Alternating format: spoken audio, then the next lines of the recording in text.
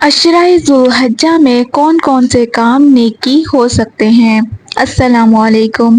ہم خواتین کے لیے گھر میں رہ کر کام کرنا، نیکیاں کرنا تھوڑا مشکل سا محسوس ہوتا ہے۔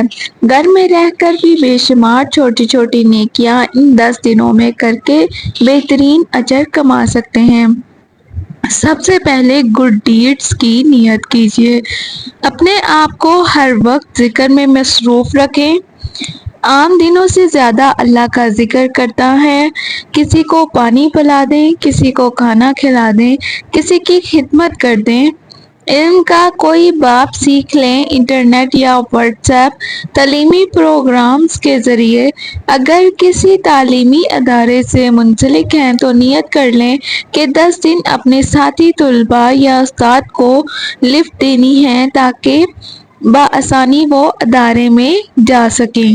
جوان ہوتے بچے یعنی سال تک 12 سے 14 کو 10 دن عادت ڈالیں باجماعت نماز پڑھانے کی۔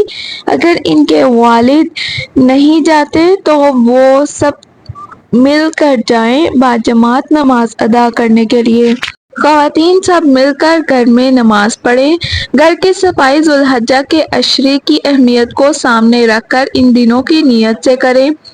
ضرورت سے زائد چیزوں کی چھانٹی کریں، ایکسٹرا چیزیں نکال دیں۔ کوئی چیز دینی ہو اس کو ضرور کسی کو دے دیں۔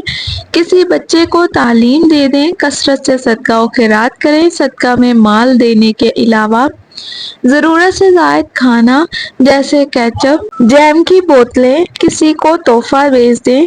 بدلتے موسم کے ساتھ غیر ضروری کپڑے نکال دیں۔ زکوٰۃ جو ڈیو ہے وہ ادا کر سکتے ہیں۔ ان 10 دنوں میں قضا روزے رکھ لیں۔ اگر لگاتار نہیں رکھ سکتے تو پیر اور جمعرات کو روزہ رکھ لیں اور عرفہ کا مصنون روزہ۔ کسی کو روزہ رکھوانے کا اہتمام بھی کر سکتے ہیں۔ جس طرح شعور سے نیکی کرنی ہے اسے ہی شعور سے گناہوں سے بچنا ہے۔ جیسے 10 دنوں میں غیبت نہیں کرنی، جھوٹ نہیں بولنا، طعنہ نہیں دینا، شکوہ نہیں کرنا، غصے میں غلط بات نہیں نکالنی، ٹی وی پر بیکار پروگرامز میں وقت ضائع نہیں کرنا، موبائل فون کا غیر ضروری استعمال نہ کریں، وقت کا بہترین استعمال کریں، غور و فکر کریں۔ ہمیں خود کو نیکیوں کے موڈ میں رکھنا ہے اور بہترین کام سر انجام دینا ہے۔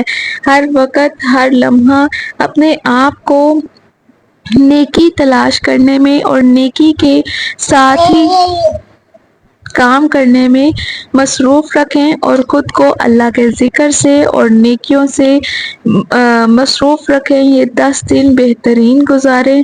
اللہ تعالیٰ آپ کا حامی و ناصر رہے اور آپ کو بہترین آپ سے کام لے لے۔ السلام علیکم۔